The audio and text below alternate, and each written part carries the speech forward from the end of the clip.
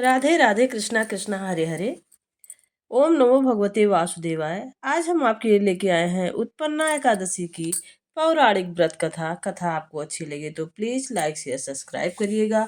मार्गशीर्ष कृष्ण एकादशी की व्रत कथा है उत्पन्ना एकादशी की कथा। इसे उत्पत्ति एकादशी भी कहते हैं क्योंकि इस दिन एकादशी की उत्पत्ति हुई थी। विष्णु भगवान के अंश से एकादशी की उत्पत्ति हुई थी। तो आइए सुनते हैं श्रद्धा पूर्वक भक्ति रस से परिपूर्ण कथा। सूत जी कहने लगे, हे ऋषियों, इस व्रत का वृतांत और उत्पत्ति प्राचीन काल में भगवान कृष्ण ने अपने परम भक्त युधिष्ठिर से कही थी, वही मैं तुमसे कहता हूँ। एक समय युधिष्ठिर ने भगवान से पूछा था कि एकादशी व्रत किस विधि से किया जाता है और उसका क्या फल प्राप्त होता है। उपवास के दिन जो क्रिया की जाती है, आप कृपा करके मुझसे कहिए। कृपा करके आप मुझसे कहिए। यह वचन सुनकर श्री कृष्ण जी कहने लगे, युधिष्ठिर, मैं तुमसे एकादशी के व्रत का महात्म्य कहता हूँ, ध्यान पूर्वक सुनो। जो भी भक्त ध्यान पूर्वक इस कथा का श्रवण करता है, इस पूजा विधि का श्रवण करता है, इस विधि व्रत की विधि का श्रवण करता है, उसके सभी पाप नष्ट हो जाते हैं और वह हमारी कृपा प्राप्त करके वैकुंठ लोक को प्राप्त करता है। सर्वप्रथम हेमंत ऋतु में मार्गशीर्ष कृष्ण एकादशी से इस व्रत को प्रारंभ किया जाता है। दशमी को सायंकाल भोजन के बाद अच्छी तरह से दातून करे ताकि अन्न का अंश मुंह में ना रह जाए। रात्रि को भोजन कदापि ना करे, ना अधिक बोले। एकादशी के दिन प्रातः 4 बजे उठकर सबसे पहले व्रत का संकल्प ले। इसके पश्चात शौच आदि से निवृत्त होकर शुद्ध जल से स्नान करें। व्रत करने वाला चोर, पाखंडी, पर स्त्रीगामी, निंदक, मिथ्याभाषी तथा किसी प्रकार का पापी से कोई वार्तालाप ना करे। स्नान के पश्चात धूप, दीप, नैवेद्य आदि 16 चीजों से भगवान का पूजन करे और रात को दीप दान करे। रात्रि में सोना या प्रसंग नहीं करना चाहिए। सारी रात भजन कीर्तन आदि करना चाहिए। जो कुछ पहले जाने अनजाने में पाप हो गए हैं, उनकी क्षमा मांगना चाहिए। धर्मात्मा पुरुषों को कृष्ण और शुक्ल दोनों पक्षी की एकादशियों को समान समझना चाहिए। जो मनुष्य ऊपर लिखी विधि के अनुसार एकादशी का व्रत करते हैं, उन्हें शंखों द्वार तीर्थ में स्नान करके भगवान के दर्शन करने से जो फल प्राप्त होता है, वह एकादशी व्रत के 16वें भाग के भी समान नहीं है। व्यापात के दिन दान देने का लाख गुना इस व्रत के दिन दान देने का लाख गुना फल होता है। संक्रांत से 4 गुना लाख तथा सूर्य चंद्र ग्रहण से स्नान से जो पुण्य प्राप्त होता है, वही पुण्य एकादशी के दिन व्रत करने से मिलता है। अश्वमेध यज्ञ करने से 100 गुना तथा 1 लाख तपस्वियों को 60 वर्ष तक भोजन कराने से 10 गुना, 10 ब्राह्मणों अथवा 100 ब्रह्मचारियों को भोजन कराने से 1000 गुना, भूमि दान करने से होता है, उससे 1000 गुना पुण्य कन्यादान से प्राप्त होता है। इससे भी 10 गुना पुण्य विद्या दान करने से होता है। विद्या दान से 10 गुना पुण्य भूखों को भोजन कराने से होता है। अन्नदान के समान इस संसार में कोई ऐसा कार्य नहीं है जिससे देवता और पितर दोनों तृप्त हो जाते हैं, परंतु एकादशी के व्रत का पुण्य सबसे अधिक होता है। 1000 यज्ञों से भी अधिक इसका फल होता है। इस व्रत का प्रभाव देवताओं को भी दुर्लभ है। रात्रि को भोजन करने वालों को उपवास का आधा फल मिलता है और दिन में एक बार भोजन करने वालों को भी आधा ही फल प्राप्त होता है, जबकि निर्जल व्रत करने वाले का महात्म्य तो देवता भी वर्णन नहीं कर सकते। युधिष्ठिर कहने लगे कि हे भगवान, आपने हजारों यज्ञ और लाख गौदान को भी एकादशी व्रत के बराबर नहीं बताया, सो यह तिथि सब तिथियों से उत्तम कैसी हुई, बताइए। भगवान कहने लगे, हे युधिष्ठिर, सतयुग में मुर नामक दैत्य उत्पन्न हुआ था वह बड़ा बलवान और भयानक था।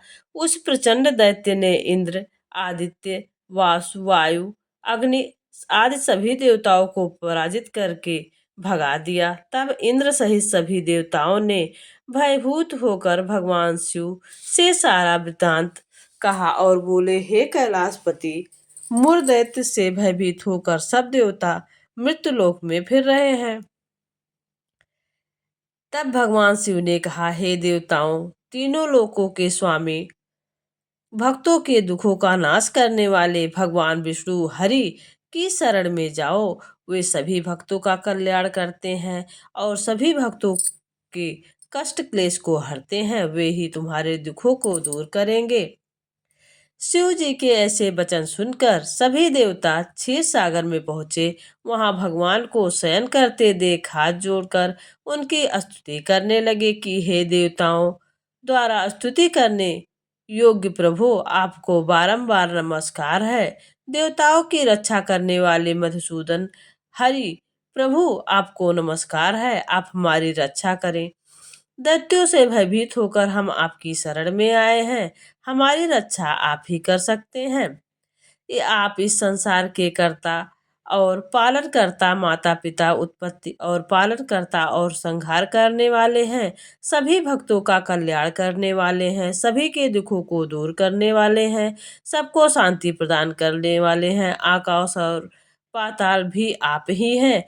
सबके पितामह ब्रह्मा, सूर्य, चंद्र, अग्नि, सामग्री, होम, आहुति, तंत्र मंत्र, जप, यजमान, यज्ञ, कर्म करता, भ्रोता भी आप ही हैं। आप सर्वव्याप हैं। आपके सिवा तीनों लोकों में चर तथा अचर कुछ भी नहीं है। आप ही इस सृष्टि के संचालन करता है, पालन करता है और भक्तों के दुख और क्लेश के हरता भी हैं। हे भगवान, दैत्यों ने आपको हमको जीत कर स्वर्ग से भ्रष्ट कर दिया है और हम इधर उधर देवता भाग रहे हैं। आप उन दैत्यों से हमारी रक्षा करें।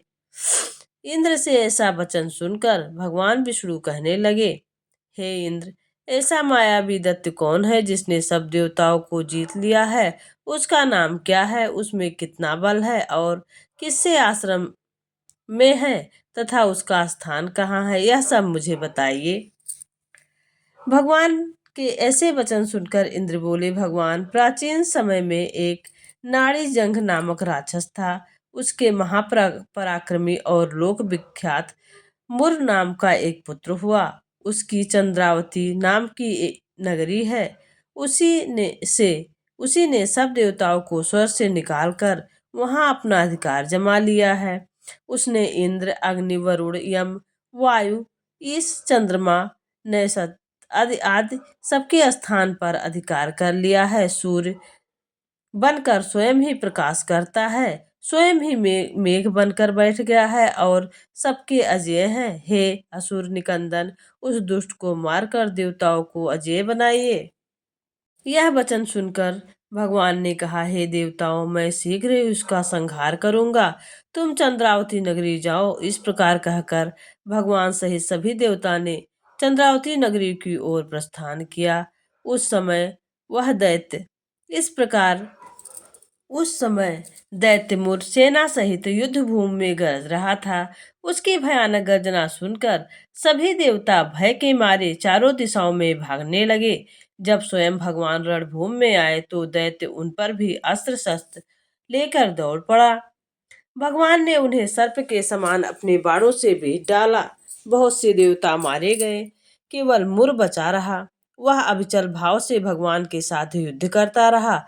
भगवान जो भी तीक्ष्ण बाण चलाते उसके लिए पुष्प सिद्ध होता। उसका शरीर छिन्न छिन्न हो गया, किंतु वह लगातार युद्ध करता रहा। दोनों के बीच बहुत बड़ा महायुद्ध हुआ। 10,000 वर्ष तक उसका युद्ध चलता रहा, किंतु मुर नहीं हारा। थक कर भगवान बद्रिकाश्रम चले गए। वहां हेमवती नामक सुंदर गुफा थी। उसमें विश्राम करने के लिए भगवान उसके अंदर प्रवेश कर गए। यह गुफा 12 योजन लंबी थी और उसकी एक ही द्वार था। विष्णु भगवान वहां योगी निद्रा की गोद में सो गए। मुर भी पीछे पीछे आ गया और भगवान को सोया देखकर मारने को उसने अपना मन बना लिया। तभी भगवान के शरीर से उज्जवल कांतिमय रूप वाली देवी प्रकट हुई। देवी ने राक्षस मुर को ललकारा, युद्ध किया और तत्काल मौत के घाट उतार दिया।